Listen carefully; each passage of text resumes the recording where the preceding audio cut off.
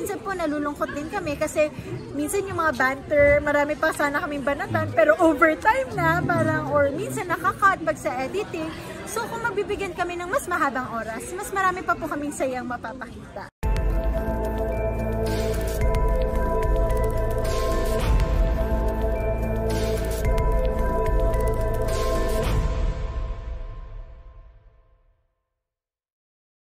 We saw you na we saw you, ang ganda nung pagka-acting mo, yung presentation mo sa Royal Blood. Pero hindi natin pagkailan, napaka-lagandang pasabog yung pinakilala ka sa Makiling.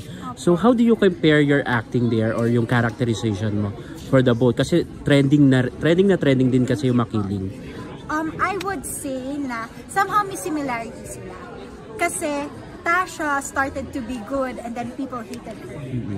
In this part, Makiling, she's a diwata with all the love in her heart.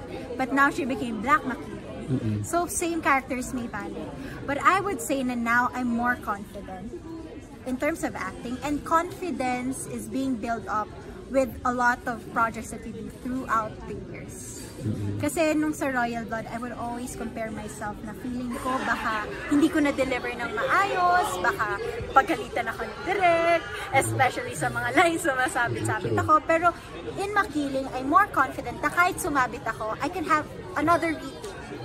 Yung ganun pa. How do you balance your time? Kasi you have TikTok Lock Yes. Diba? So, yung TikTok Lock pa, it's like twice a week. So, for the rest of the week, I'm free. May Makiling tayo. Pero may mga moments din po ako na from Makiling, matatapos ako 4:30 AM, diretso na po ako ng GMA. Dito na po ako matutulog. Yes. Gano'ng kasaya sa set? Kasi sila Mamang nandoon, sila Pokwang. Super saya, Kuya Kim. Kasi sila, mahilig din po sila mag-share ng imperfections sa buhay nila. Which reminds us that we are all human. Kasi sa social media, takipan ng flaws takipan ng problema. Pero pag kami, si Kuya Jason, mag-share siya ng struggle niya sa anak niya. Si Mamang, ganito din. Si Kuya Kim, ganyan din. Kami naman, feeling namin, pasan na namin yung mundo para we would hear, greater problems than what we have. So parang it became a family.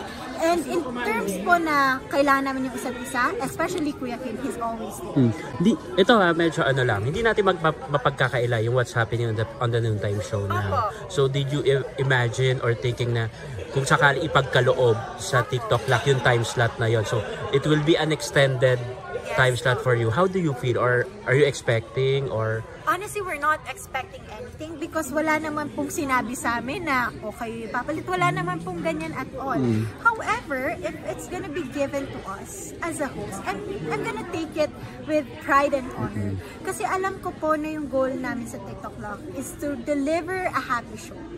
Nandun po, authentic po yun. Gusto po namin talaga magpasaya. At minsan po nalulungkot din kami kasi minsan yung mga banter, marami pa sana kaming banatan, pero overtime na, parang, or minsan nakakat pag sa editing.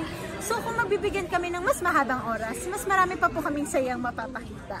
Earlier, Rabia, parang ikaw yung naging spokesperson ng lahat ng mga, how does it feel na parang ang dating sa amin, you're somewhat the leader?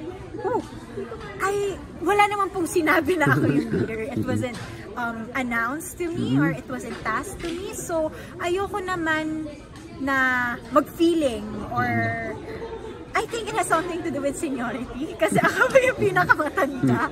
So, I guess they feel like the experience and the wisdom is there. Kaya minsan ako pa yung pinapahawak at pinapasalita.